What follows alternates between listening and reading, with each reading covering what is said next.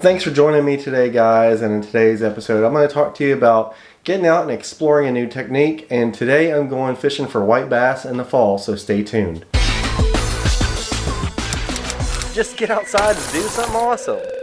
So guys, when it comes to learning new techniques, there are a lot of different things that you have at your disposal nowadays that you didn't have in the past. So I'm going to talk to you a little bit about the process that I went through when I was looking at going to try to fish for white bass in the fall. Now, I had done a video like a couple of years ago about fishing for white bass in the spring. I tried it this year, but it just didn't really work out. My timing was off, and it's all about timing in the spring, whether it's like the water temperatures, making sure that you have enough flow, and getting all that to line up. And just like this spring with my work schedule and everything else going on, it just didn't line up. So I'm going to talk to you guys about the ways that I try to educate myself on this new way to catch fish that I experimented with. So the first thing I did was I got on YouTube. Actually, I got on YouTube and searched for the bodies of water that I fish and looked up like white bass for those bodies of water.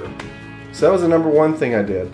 I did find some good content, and I found some like general content about some different bodies of water around where I live in Kentucky and how to fish for white bass.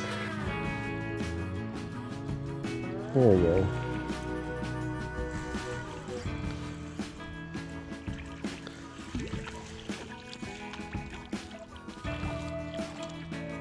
There's a little white bass.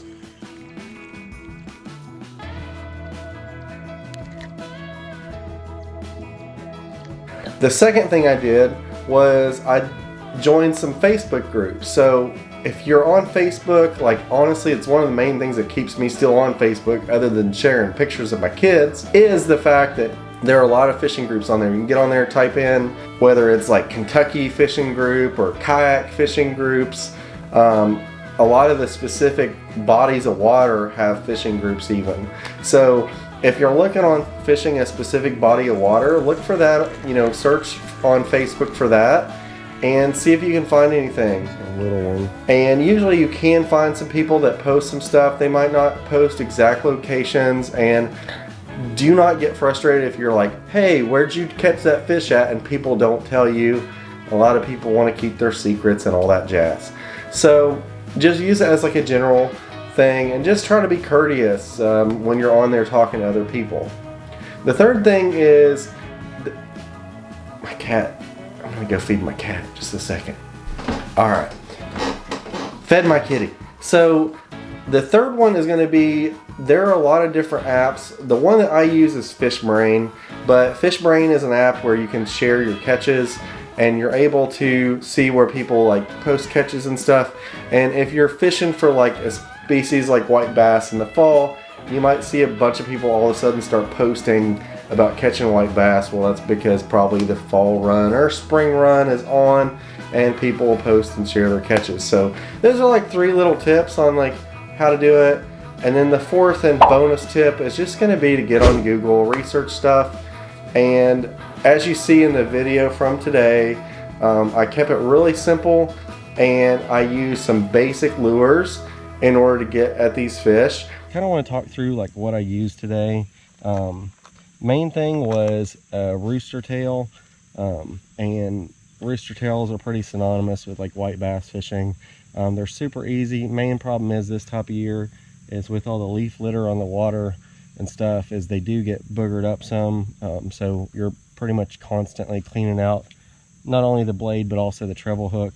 Also had this, I used these Bobby Garland baby shads today. Caught a couple fish on those, but all my big fish actually came on the Rooster Tail. So if I were to come back out here again, I'd probably wait like a week or two and see if these fish don't move up more. I think this is just the start of it. I've never fished the fall run, so I'm not as familiar with it as I am with the spring. But in the spring, as the water temperatures come up and we get those warm spring rains, that's when those fish decide to run up back in these rivers to spawn. So the fish, you can tell from the video today that the fish aren't really back up in there. they're just starting. Caught a lot of little ones and a couple decent ones mixed in there. So it's not on yet, but I will probably try this again in a couple weeks and see if I can't make it work a little bit better for you. And it wasn't like a, you know, knockdown drag out kind of day, but I caught some fish, and it's the first time I've ever fished for white bass in the fall. So, and I had a good time.